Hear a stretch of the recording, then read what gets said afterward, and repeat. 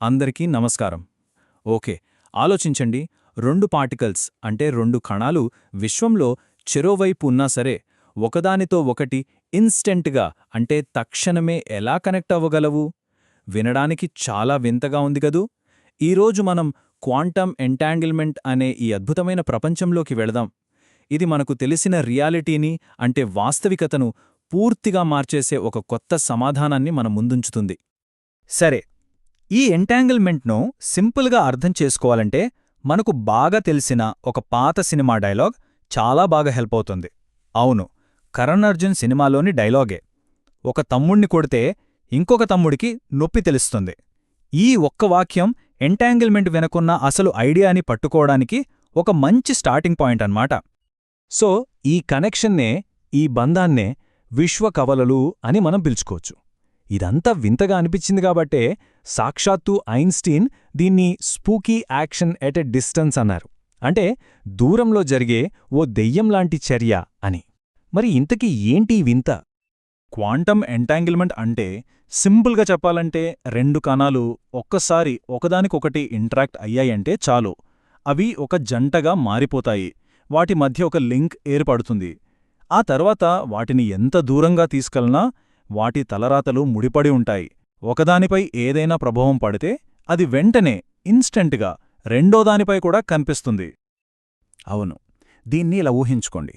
ఆ రెండు కణాల మధ్య ఒక కనిపించని దారం ఉన్నట్టు. ఒక కణాన్ని ఇక్కడ మన భూమి మీద ఉంచి రెండవదాన్ని విశ్వం అవతలి చివరకు తీసుకెళ్లినా సరే ఆ దారం తెగిపోదు. ఆ కనెక్షన్ అచ్చం అలాగే ఉంటుంది.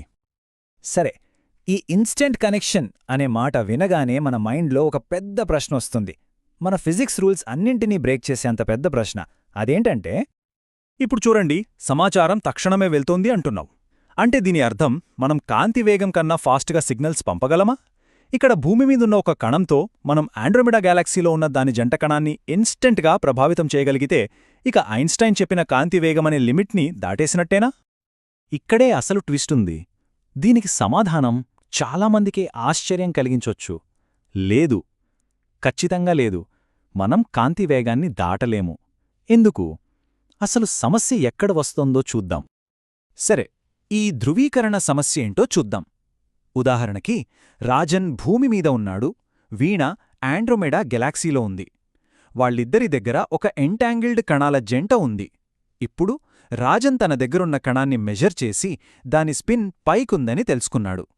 ఎంటాంగిల్మెంట్ రూల్ ప్రకారం ఆ క్షణంలోనే కొన్ని లక్షల కాంతి సంవత్సరాల దూరంలో ఉన్న వీణా దగ్గరి కణం స్పిన్ కూడా పైకి అని ఫిక్స్ అయిపోతుంది. కానీ వీణాకు ఈ విషయం ఎలా తెలుస్తుంది? తన కణం స్పిన్ పైకి ఉందని ఆమెకు తెలియాలంటే రాజన్ ఇక్కడి నుంచి ఒక మెసేజ్ పంపాలి. హే వీణా, నా కణం స్పిన్ పైకి వచ్చింది, నీది కూడా అదే అయ్యుంటుంది చూసుకో అని. మరి ఆ మెసేజ్ ఎంత వేగంతో వెళ్తుంది? మాక్సిమం కాంతి వేగంతోనే. సో అసలు విషయమేంటంటే, ఇన్ఫర్మేషన్ అయితే క్రియేట్ అయింది, కానీ ఆ ఇన్ఫర్మేషన్ని కన్ఫర్మ్ చేసుకోవడానికి కాంతి వేగాన్ని దాటలేం. అందుకే ఇది ఫాస్టర్ దాన్ లైట్ కమ్యూనికేషన్ కాదు. ఓకే, ఇది కాంతి కంటే వేగంగా జరిగే కమ్యూనికేషన్ కాదు. సరే, మరైతే ఈ కనెక్షన్ ఎలా పనిచేస్తోంది? లక్షల కాంతి సంవత్సరాల దూరంలో ఉన్నా అవి ఎలా లింక్ అయి ఉంటున్నాయి? దీనికి సమాధానంగా ఒక మైండ్ బ్లోయింగ్ థియరీ ఉంది. అదేంటంటే, స్పేస్ టైం ద్వారా ఒక షార్ట్కట్ ఉండొచ్చని. ఈ ఐడియాను ప్రముఖ ఫిజిసిస్ట్ లియోనార్డ్ సస్కిండ్ ఒక ఫేమస్ ఈక్వేషన్లో చెప్పారు. ER=EPR. ఇది వినడానికి సింపుల్గా ఉన్నా దీని వెనక రెండు చాలా పెద్ద కాన్సెప్ట్లు ఉన్నాయి.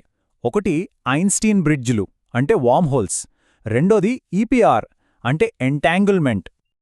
అంటే ఈ ER=EPR సిద్ధాంతం ఏం చెబుతోందంటే, ఎంటాంగిల్డ్ పార్టికల్స్ మనకు కనిపించే స్పేస్లోంచి ఒకదానితో ఒకటి కమ్యూనికేట్ చేసుకోవట్లేదు. వాటి మధ్య ఒక మైక్రోస్కోపిక్ వార్మ్ హోల్ అంటే ఒక చిన్నపాటి సురంగం లాంటిది ఉండొచ్చు. ఈ వార్మ్ హోల్స్ అనేవి స్పేస్ టైంలో షార్ట్కట్స్ లాంటివన్నమాట. దీనివల్ల ఇన్ఫర్మేషన్ ఇన్స్టెంట్గా షేర్ అవుతుంది. అయితే ఒక ముఖ్యమైన విషయం గుర్తుంచుకోవాలి. ఇది చాలా అందమైన ఆలోచన, కానీ ఇప్పటివరకు దీన్ని ఎవరూ నిరూపించలేదు. ఇదొక థియరిటికల్ ఐడియా మాత్రమే. సరే, వార్మ్ హోల్స్ అనేవి చాలా ఇంట్రెస్టింగ్ ఐడియా. కానీ ఒకవేళ సమాధానం అంతరిక్షంలో దాగున్న షార్ట్కట్లలో కాకుండా అసలు వాస్తవికత అంటే ఏంటి అనే మన ఆలోచనా విధానంలోనే ఉందేమో? ఇక్కడే మనం రిలేషనల్ క్వాంటమ్ మెకానిక్స్ అనే మరో అద్భుతమైన ఐడియా గురించి మాట్లాడుకోవాలి. దీని ప్రకారం వాస్తవికత అనేది పరస్పర చర్యల ద్వారానే పుడుతుంది. రిలేషనల్ క్వాంటమ్ మెకానిక్స్ మనల్ని ఒక చాలా ప్రాథమికమైన ప్రశ్న అడుగుతోంది. అదేంటంటే, ఒక కణం యొక్క స్పిన్ గాని, దాని స్థానం గాని, మనం దాన్ని కొలిచి చూసే ముందే దానికి ఆ లక్షణాలు ఉంటాయా, లేక మనం చూసినప్పుడే అవి పుడతాయా? ఈ సిద్ధాంతం ప్రకారం ఏ వస్తువుకు దానంతట దానికి సొంతంగా లక్షణాలుండవు. అంటే ఒక పార్టికల్కి ఒక ఫిక్స్డ్ స్పిన్ అనేది దానంతట అదే ఉండదు. అవి కేవలం పరస్పర చర్యల వల్ల, అంటే ఇంటరాక్షన్స్ వల్ల మాత్రమే పుడతాయి. సో అసలు పాయింట్ ఏంటంటే, వాస్తవికత అనేది సంబంధాల నెట్వర్క్. ఒక వస్తువు ఇంకో వస్తువుతో ఇంటరాక్ట్ అయినప్పుడు మాత్రమే దాని లక్షణాలు రియల్ అవుతాయి. అంటే ఒక కణం యొక్క స్పిన్ అనేది మనం దాన్ని మన కొలత పరికరంతో ఇంటరాక్ట్ చేసినప్పుడు మాత్రమే ఉనికిలోకొస్తుంది.